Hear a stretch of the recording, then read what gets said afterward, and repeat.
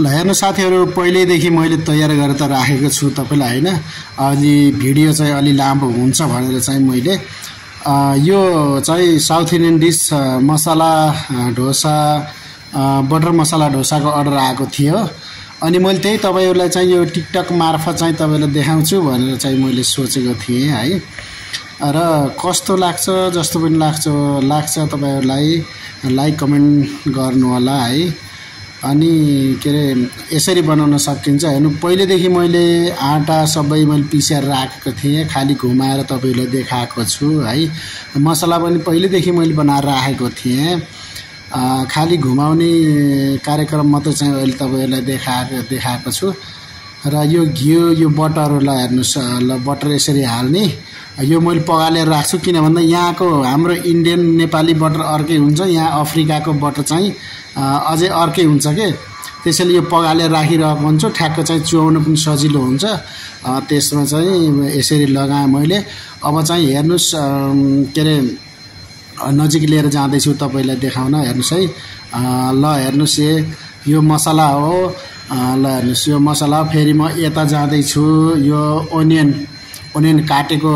सानो chop onion लिन जाँदै छु हैन है यो हेर्नुस् यो ओनियन हो ल हेर्नुस् माथिबाट हाल्ने हैन माथिबाट हाल्ने ओनियन मसला डोसामा पनि माथिबाट हाल्न सक्नुहुन्छ अन्य डोसामा हाल्न सक्नुहुन्छ अलि टेस्ट हुन्छ राम्रो हुन्छ अब कस्टमरले मन पराइदिनु हुन्छ है त्यही हो अरु त केही पनि हैन अब यो धनिया हो है धनिया अब ठ्याक्क हाल्छु मैले पहिले हालिसकेको रहेछु मैले यो भिडियो यहाँ राख्न भन्दा पहिल्यै अब चाहिँ यो मसला हाल्दै छु ल हेर्नुस् यो मसला यसरी हाल्ने यो मसला हो हेर्नुस् यो मसला हो ल अनि यसरी हाल्ने यसरी हालिसकेपछि यता फेरि एउटा हाम्रो के अरे नानी छन् यता हामीसँग काम गर्ने बहिनी उनी हाँसिरहेछन् के अब कहिले देखेको भए हुन्छ हामीले भिडियो कसरी बनाउँछौं भन्ने चाहिँ के अरे देखि हैन त्यही भएर हाँसिरहेछन् के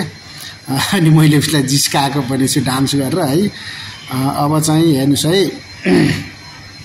यो हाल्ने है यसरी हालिसकेपछि तपाईको अब मैले नजिक लिएर जाँदै छु यहाँ बनाएर राखेको छु साम्बर यसलाई साम्बर भन्छन् है यो मैले भर्खरै बनाएको हो साम्बर भन्छन् यसलाई यसरी बनाएर राख्नु पर्छ है जस्ट बनाउन सकिन्न हामीले कहीं पनि हो जहाँ कतै पनि यसरी बनाएर राख्ने हो यो हाम्रो कटेउरी हो हेर्नु कटेउरीमा कति राम्रो देखिएको छ अब चाहिँ हेर्नुस् यो सेटिङ कस्तो हुन्छ ल हेर्नुस् यो सेटिङमा चाहिँ चक्क तपाईले देख्नुभयो भने अहिले यता रातो भइसकेछ दोसा त यो ल छिटो निकाल्नु पर्यो अब छिटो निकालेर ठ्याक्क यहाँ लानु पर्यो अब म लादै छु यहाँ ल हेर्नुस् यस्तो हुन्छ ल चारैतिरबाट यस्तो हुन्छ यो यस्तो हुन्छ अब ठ्याक्क मैले यहाँ राखे यहाँ राखिसकेपछि तपाईलाई म नजिक मोबाइल ल्याउँदै छु है